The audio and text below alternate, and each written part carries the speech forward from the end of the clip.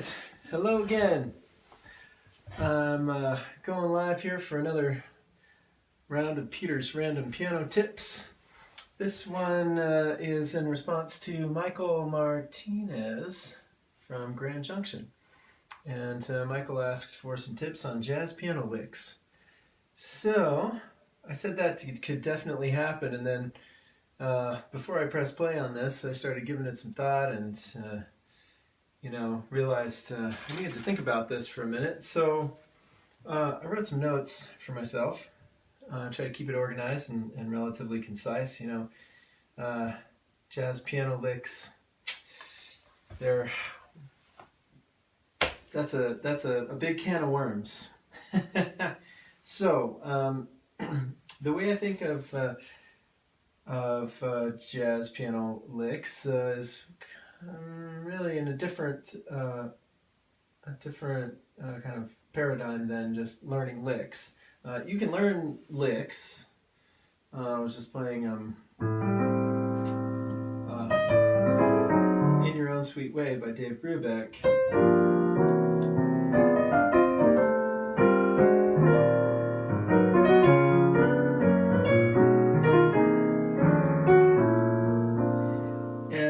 You could play very typical licks over this,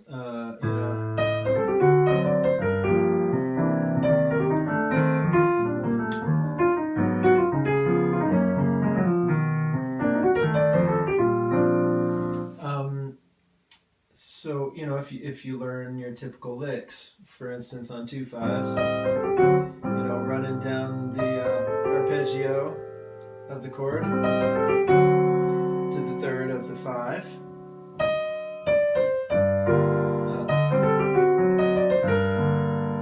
ending it like that, something like that. There are lots of variations on that.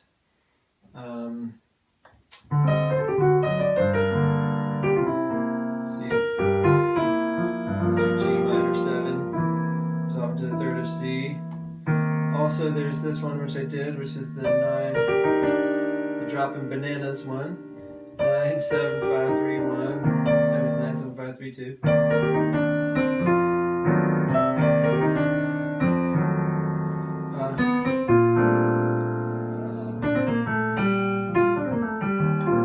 That's another one, 5 3 2 1 7 6, and then you got your 9 7 5 3 2, you got your 2 3 5 7 9. And again, resolving to the third. Jazz is full of 2/5s, right? So a lot of this is licks that emerge over 2/5s. 2 to the third of the 5 chord. There's your another dropping bananas thing. There's so many licks. There's your 2 3 5 7 9. Resolve to the third. Find a way to resolve to the third of the major of the 1 chord as well. So and there are bluesy licks, there are 2/5 licks. That was a lot of 2/5 licks. There are bluesy licks. Like if I get to that B flat,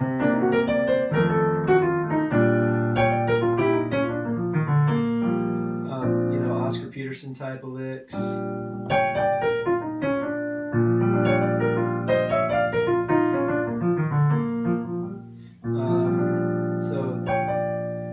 Those are typical piano things, like this on B flat, the 6 matched with the minor third, doing a little flam up to the major third,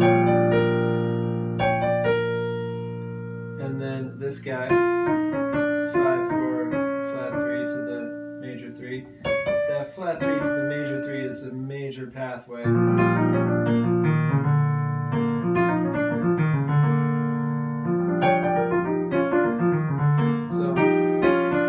This or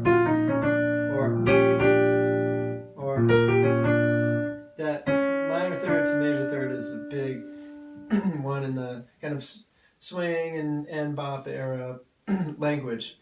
So I don't want to go any further into like actual licks per se, because I just want to talk conceptually a little bit for you. So I see jazz improvisation primarily as a language, and that language has been established through the history and varied and evolved or devolved, or however you want to look at it. But it's progressed through genres, and each genre has kind of developed a specific set of kind of core characteristics to the language, with various variations and takes on it. And those variations mostly happen from player to player. So you can learn your language specific to a genre from kind of the generalized characteristics of a genre. You can learn your language from specific players, and of course you'll be doing both as you learn jazz language. So again, like I was referencing Oscar Peterson, or you might reference any number of players. I'm just blanking on some specific licks that I wanted to get to, like a Herbie lick. Let's see, like some of these guys.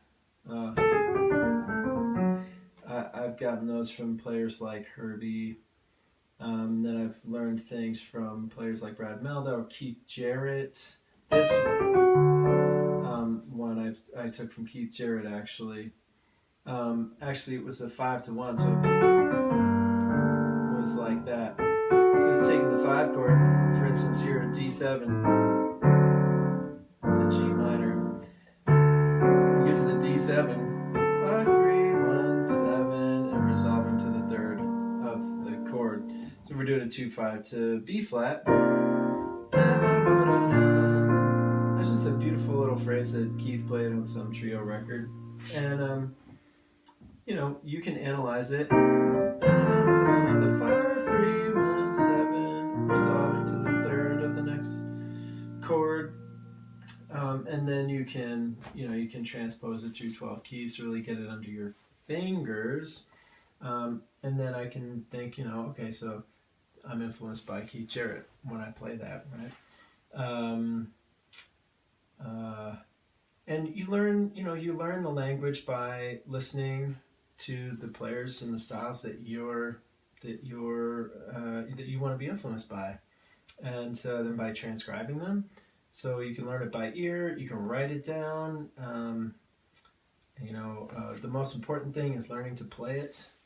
If you're trying to play the music, obviously the most important thing is to actually not just learn it by ear and write it down, but to actually play it in time, and then to integrate it into what you do when you actually play the music. It's one thing to say, I know this lick, and another thing to actually put it musically into your playing. Let's see if I can do it.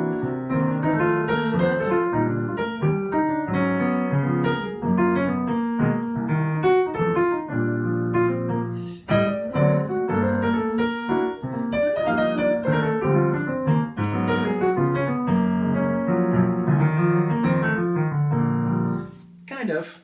It's a little forced. So, the integrating thing is the really tricky part. Learning a lick you can do, and learning it in 12 keys is just a matter of discipline and practice.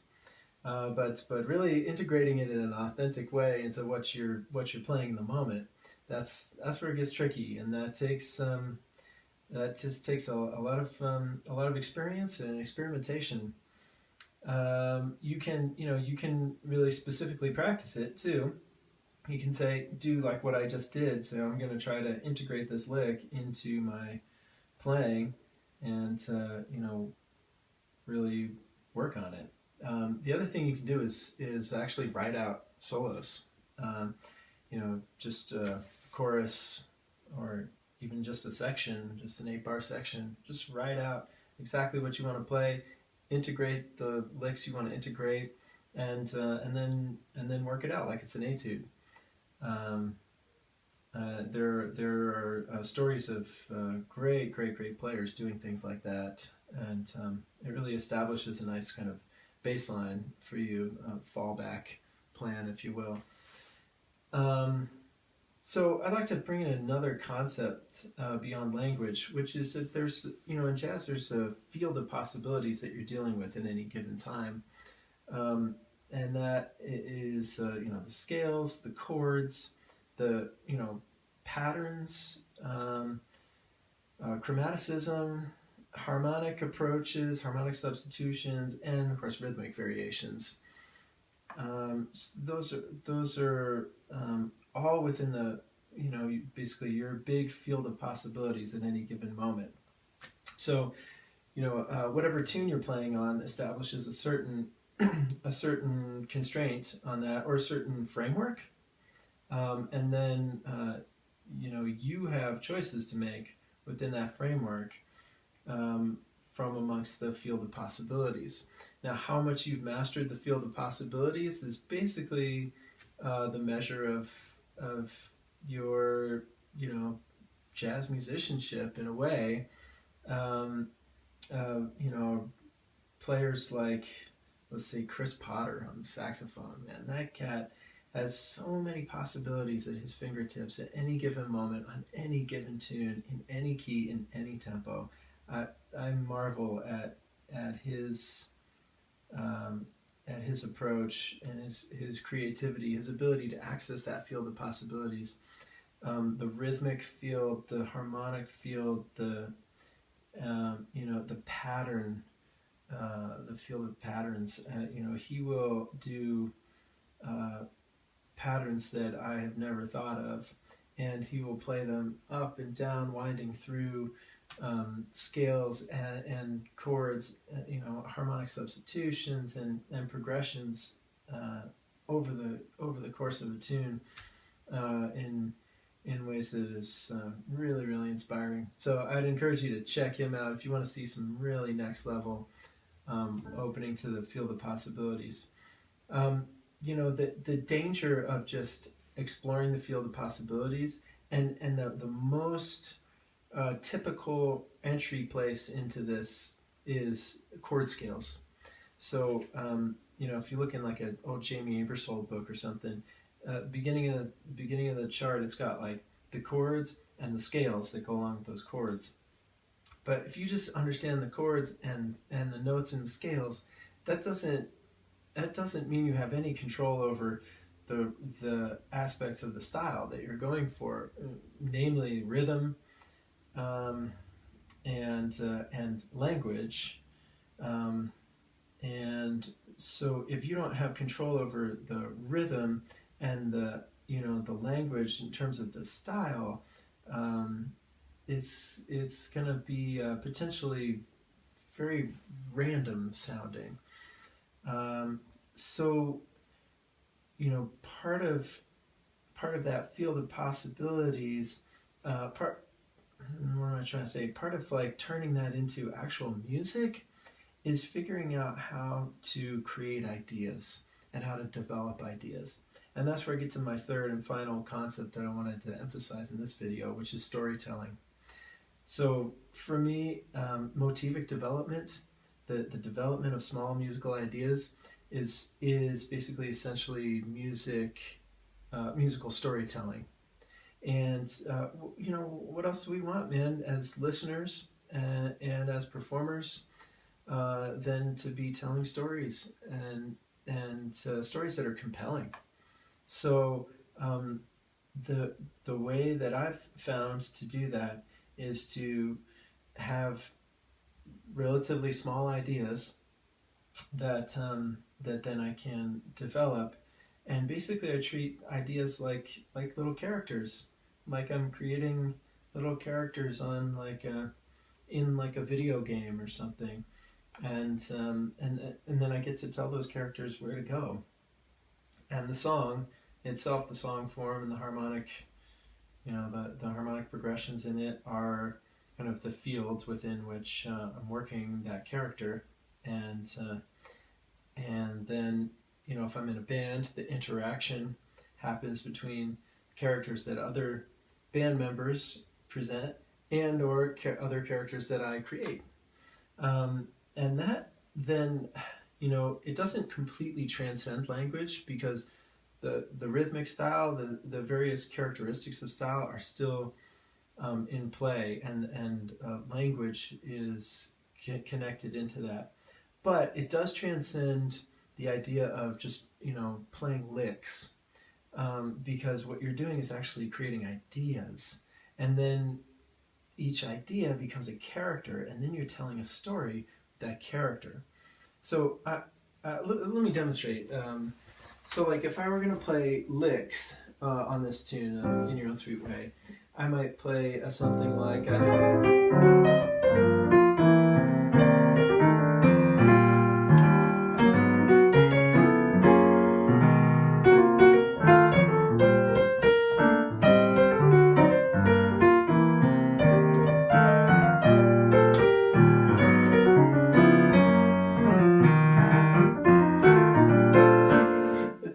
doesn't sound bad, right? But it is kind of square, honestly, and it's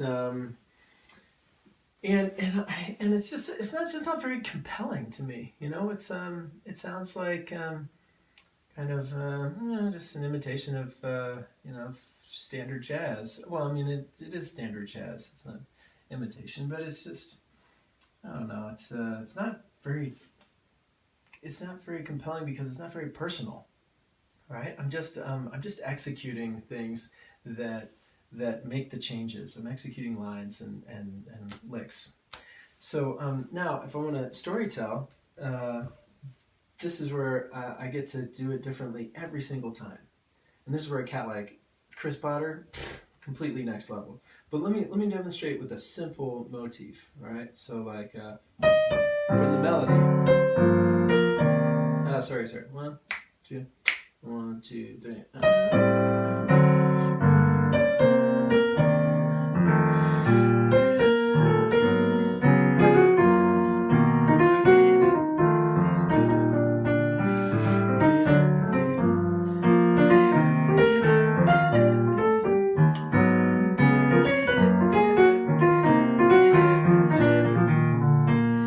Okay, so right now, like, I'm way more into it. And I think what's happening for a listener is there's a sense of anticipation now. There's a sense of buy-in. There's a sense of like, oh, this is there's a character who's going on a trip, and I want to know what's happening next, right? And you're, the more you repeat an idea, the more, like, one of the dangers is that you start to get bored, or the audience starts to get bored. But until that kind of tipping point happens towards boredom, they're starting to get engaged. And so, the secret is to be really in the moment, in the flow, and to be basically acting like you're a performer and a listener at the same time, and trying to see where does this character want to go. So let me play a whole chorus and see, maybe another character will come in on the bridge, and maybe maybe they'll go somewhere and play a little bit together. So let's see. 1, 2, 1, 2, 3, 4.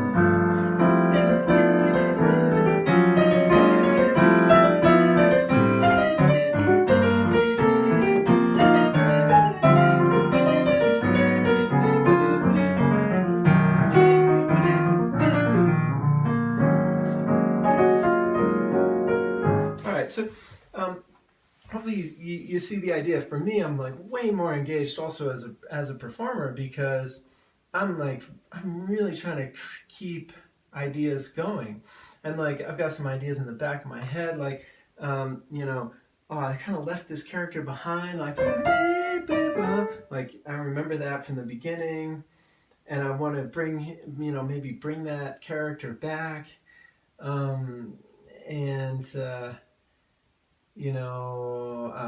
I'm like feeling my way through, like going more into the language side and then back into the motivic side, and that gets more and more compelling, both as a player and as a listener, to have motifs that you're following a character and seeing where it's going to go, and then having things like slide back into like really nice language that's in the style. So this is, I'm just playing solo. Once you are playing in a band like piano trio or a bigger group, there's a whole other element of interaction with your other players, and that's where I really love to live in that space, especially in a piano trio scenario. But yeah, I hope that was helpful, Michael, and anybody else who's watching. Feel free to chime in on the comments and offer me your thoughts. I'd love to open up a discussion about this. Just to recap, we're talking about